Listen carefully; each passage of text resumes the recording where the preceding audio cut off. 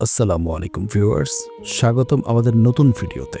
আজ আপনাদের নিয়ে যাচ্ছি কক্সবাজারের এক অসাধারণ জায়গায়, নাম তার মহেশখালী।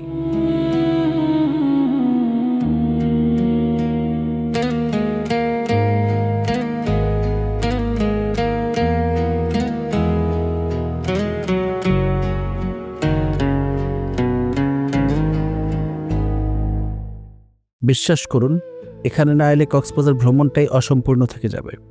তো চলুন আর দেরি না করে শুরু করি। আমরা প্রথমেই অটো নিয়ে চলে আসলাম মহেশখালী ঘাটে। এখানে ঢুকতেই মাথাপিছু ঘাট ফি হচ্ছে 20 টাকা। এরপর স্পিড বোটে উঠলাম, জনপ্রতি ভাড়া 100 টাকা।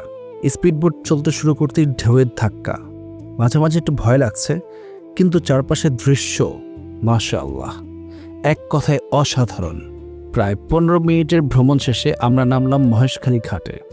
নামার সাথে সাথেই ট্রাই করলাম বিখ্যাত মহেশখালীর পান। স্বাদটা সত্যিই আলাদা। এরপর অটো ভাড়া করে ঘোরার উদ্দেশ্যে বেরিয়ে পড়লাম। পথে চোখে পড়ল এক বিশাল পুকুর, যেখানে বড় বড় মাছ ধরা হয়। শুনেছি এখানে 6 থেকে 7 কেজি ওজনের মাছের রেকর্ডও আছে। এরপর সরাসরি পৌঁছে গেলাম আমাদের প্রথম গন্তব্য আদিনাথ মন্দিরে। পাহাড়ের চূড়ায় অবস্থিত এই মন্দিরে উঠতে একটু কষ্ট হলেও উপরে ওঠার পর সব কষ্ট যেন উধাও।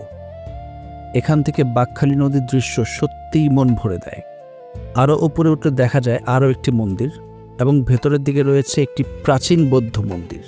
এই জায়গাটা আসলে মনে হবে আমি ইতিহাসের এক প্রাচীন অধ্যায়ে ঢুকে গিয়েছি। অনেক পুরাতন একটি জায়গা, পুরাতন একটি মন্দির। একটু ভয় ভয় লাগে, আবার অনেক সুন্দর লাগে। চারপাশ দেখলে পাহাড়ের উপর থেকে এতটা সুন্দর লাগে যা ভাষায় প্রকাশ করার মতো না।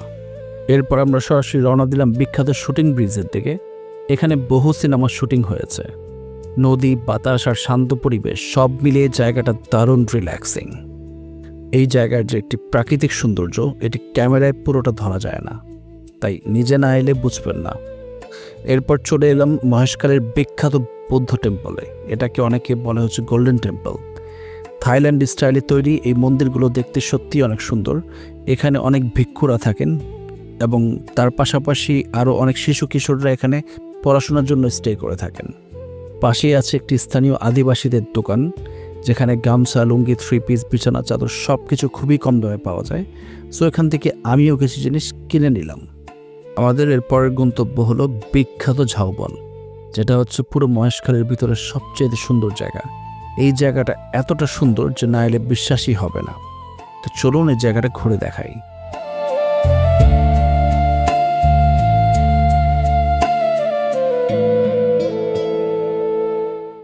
এবং এই হচ্ছে বিখ্যাত মহেশখালীর পান, যা কিনা কক্সবাজারে খুব ফেমাস, এবং সবাই মহেশখালীর পানকে খুব মজাদার বা বিখ্যাত পান হিসেবে চেনে।